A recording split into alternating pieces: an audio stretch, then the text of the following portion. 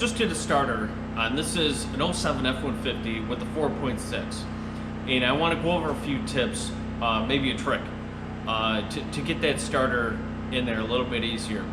Now my old truck, I had an '05 F-150 with the 5.4. I did the starter on it. It was a pain in the butt, but I don't think it was this bad. So I don't know if there's a difference, or maybe I'm just making it up in my head or something, but you're able to get your hand up there to actually feel that third bolt on the top. So I'll show you exactly what I did for that. Okay, so on the starter you have the solenoid, right? And it's gonna sit just like this. It's gonna sit just like this on your truck. This bolt right here goes to that ground wire. If you take that off, and then you take your solenoid off,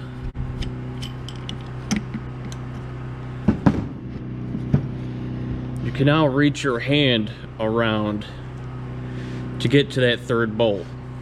Now when it's time to actually put the new starter on your engine, that's your plunger. And your plunger has to sit in between these forks. So what I had to do, I took this little pick, or you can get a pick or a screwdriver, or even a piece of string. If you can loop a piece of string back there, you can pull this forward. The only issue with that is, on this side, you have to make sure that these gears line up with your flywheel. And so what I didn't even think about this until like it was already bolted up. I go to pull this out, and the teeth weren't lined up right, and it was all bolted up. So the way I got around this is I took it was a 3/4 inch socket, and I used it on the crank and just turned the engine over just slightly, and that was all it took. But if you're able, you bolt this up to your block. If you're able to pull that and see if it lines up, you can maybe wiggle this a little bit, or even undo if you got 2 bolts on there, undo 2 bolts, and now you could just spin that just a little bit.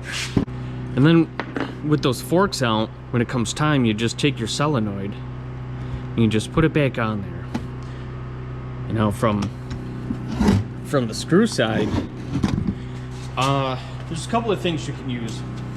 So I have one of these. It's a 90-degree offset where you can take your number 3 tip, and that just goes right in there, and you can use that.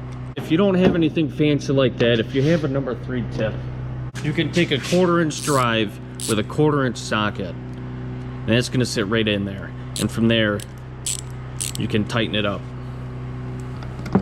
just like that.